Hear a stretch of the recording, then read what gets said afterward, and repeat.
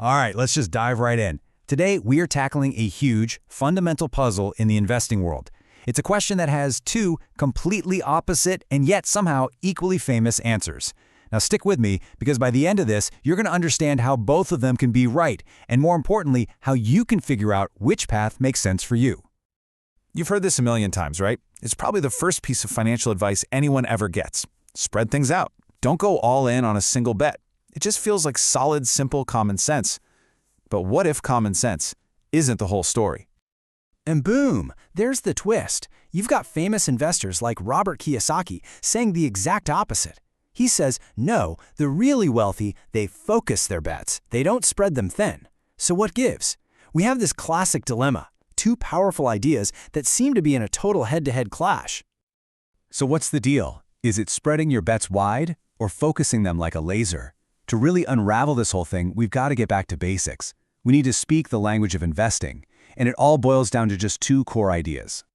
Yep. Every single investment you could ever make, no matter how complicated it seems, really comes down to what you hope to get back and just how uncertain that hope really is. Let's break those down.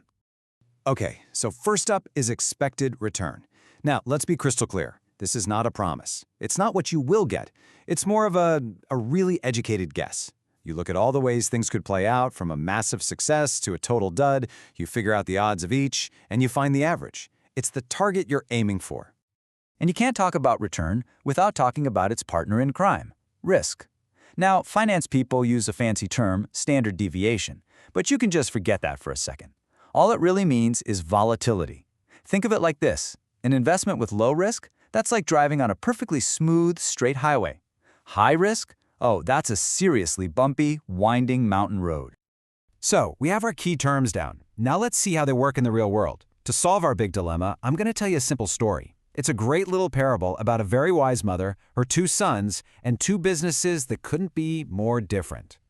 So here's the setup. A mother gives her two sons some money to start their own businesses. The first son, he decides to sell clogs. Perfect for nice sunny days. The second son, he sells umbrellas. Perfect for rainy days. You can already see where this is going, right? Their success is totally tied to the weather, making them perfect opposites.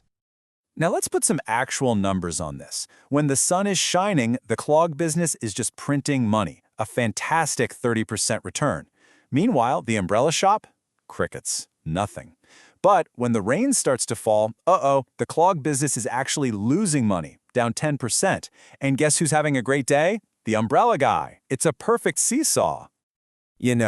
This seesaw relationship actually has a name in finance. It's called correlation. And these two businesses, the clogs and the umbrellas, have a perfect negative correlation of -1. They are a financial yin and yang. And this is the secret to the mother's brilliant next move. So here's the aha moment. The mother combines them. She creates a portfolio, 60% in clogs, 40% in umbrellas. And just look at the risk. The clog business alone is a really bumpy ride, with a risk factor over 14%. But her combined portfolio, the risk gets slashed to just over 7%. She literally created something that is safer than its own riskiest part. That, right there, is the magic of diversification. Now, this isn't just some cute story. This simple idea that you can slash your risk by combining assets that zig when the other one zags was so incredibly powerful, it completely changed the world of finance. And this brings us to the hero of our story, a guy named Harry Markowitz. Back in the 1950s, he took this piece of folk wisdom and said, I can turn this into math. And that's exactly what he did. He created what we now call modern portfolio theory. And yeah, he won a Nobel Prize for it. So Markowitz basically took the mother's idea and put it on steroids. He imagined doing this not just with two businesses, but with every stock, every bond, every single asset in the world. He plotted every possible combination on a chart, risk on one side, return on the other. And he discovered that all the best, most optimal portfolios lined up along this beautiful curve. He called it the efficient frontier. Think of it like a map of all the smartest possible choices. Now, to really get why this map is so important, you got to know there are two flavors of risk. First, there's unsystematic risk. This is company-specific stuff, like a factory fire. It's bad for them, but not the whole market. You can get rid of this kind of risk by diversifying. But then there's systematic risk. This is the big stuff. A recession, inflation, a war. It hits everyone, and you just can't diversify it away. The whole point of the efficient frontier is to find the portfolios that have eliminated all that unnecessary, company-specific risk. Okay, so the efficient frontier gives us this map of all the smartest possible portfolios. But which one is the absolute best? The best one for you? Well, that really depends on who you are as an investor.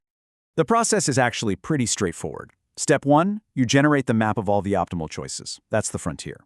Step 2, you have an honest conversation with yourself and ask, how bumpy of a ride am I really willing to take? And then, step 3, you just pick the single point on that map that gives you the highest possible return for the level of risk you're comfortable with.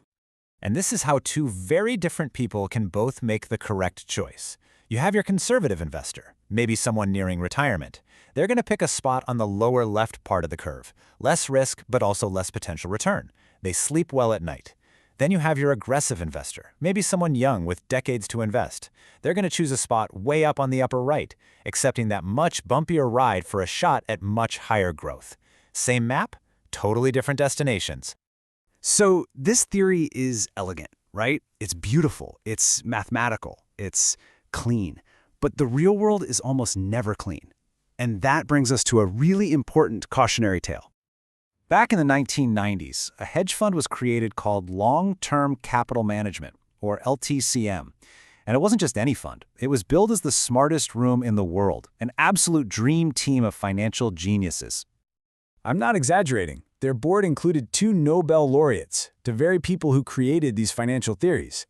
For 4 years, their incredibly complex models worked like a charm, posting massive returns.